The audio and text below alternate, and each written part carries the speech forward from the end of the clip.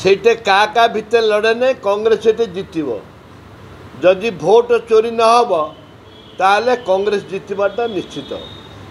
Vote ଚୋରି ହେଲେ କହିପାରିବୁନି। ଆରେ ଚାରିଆଡ଼େ ଭୋଟ ଚୋରି ଚାଲିଛି, ଆଉ ସେଇଟା ଚୋରି ହେବନି ବୋଲି ମାନେ କ'ଣ ଅଛି? ଆମେ ବୁଥ୍ ଜଗିବୁ, ସବୁ କିଛି ହେବ, କିନ୍ତୁ ଭୋଟ ଚୋରି ସେ କିଏ କ'ଣ କହିବ? ସେ ଭିତରେ ତ ତାଙ୍କର ଭୋଟ ଚୋରି ହେଉଛି ନା, ଭିତରେ ଭୋଟ ଚୋରି ହେଉଛି। ଯେଉଁ ପେଢ଼ି ଆସୁଛି ଇଭିଏମ୍ ପେଢ଼ି, ତା ଭିତରେ ସେଟିଂ ହେଇକିରି ଭୋଟ ଚୋରି ହେଉଛି। ଦେଖନ୍ତୁ, ଘାସିରାମ ମାଝୀ ପାଖା 50,000ରୁ ଅଧିକ ଭୋଟ ସ୍ୱାଧୀନତାରେ ପାଇଥିଲେ। କଂଗ୍ରେସର ସେଇଟା କ୍ୟାଣ୍ଡିଡେଟ୍ 15,000 ପାଇଥିଲେ। 65,000 70,000 ଭୋଟ ଆମ ହାତରେ ଅଛି, ଆଉ ଆମେ ଜିତିବୁ ବୋଲି ଆଶା ପ୍ରକଟ କରୁଛୁ। ଆଉ ସେ ନବୀନ ବାବୁ ଯାଆନ୍ତୁ, ଇଏ ତ ମୁଖ୍ୟମନ୍ତ୍ରୀ ଯାଇକିରି ଆଇଲେଣି, ଆହୁରି 10 ଥର ଯିବେ। ଯେତେ ମନ୍ତ୍ରୀ ମଣ୍ଡଳ ସବୁ ସେଠି ପଡ଼ିକି ରହିବେ। ରୁହନ୍ତୁ, ମଝିରେ ଆମେ ବାଜି ମାରିବୁ।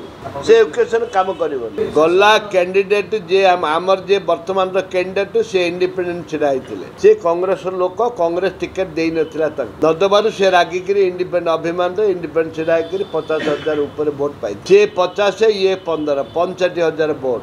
এইঠে নবীন বাবু যাଆନ୍ତୁ କି ମୁଖ୍ୟମନ୍ତ୍ରୀ ତ ଯାଇକି 2 ଥର ଯାଇକି ଆସିଲେଣି, ଆହୁରି 10 ଥର ଯାଆନ୍ତୁ। ବିଜେପି ସେଇଟା ଜିତିବାର ପ୍ରଶ୍ନ ଉଠୁନି। କଂଗ୍ରେସ ଭକ୍ତଚରଣ ଦାସ ତାଙ୍କ ନିଜ ନିର୍ବାଚନ ମଣ୍ଡଳୀ ଏମ୍ପି କନଷ୍ଟିଚ୍ୟୁଏନ୍ସି, ତାଙ୍କ ନିଜ ନିର୍ବାଚନ ମଣ୍ଡଳୀ, ସେ ସବୁବେଳେ ସେଇଟା ଜିତନ୍ତି। ଭକ୍ତଚରଣ ଦାସଙ୍କର ଅବିଭକ୍ତ କଳାହାଣ୍ଡିରେ ଦବଦବା ରହିଛି। ନିଶ୍ଚିତ ଭାବରେ ଆମେ ସେଇଟା ଜିତିବୁ। ତାଙ୍କେ ବର୍ତ୍ତମାନ ବିଜେପି ବିଜେଡି ବାଡ଼ିଆ ବାଡ଼ି ହେଉଛନ୍ତି କାହାକୁ ଟିକେଟ୍ ଦେବେ। ଚାରିଆଡ଼େ ଭୋଟ ଚୋରି ଚାଲିଛି, ଆଉ ତମେ ଜାଣୁନା ଭୋଟ ଚୋରି ପାଇଁ ପ୍ରମାଣିତ ହେଇଛି ଭୋଟ ଚୋରି ହେଇଛି।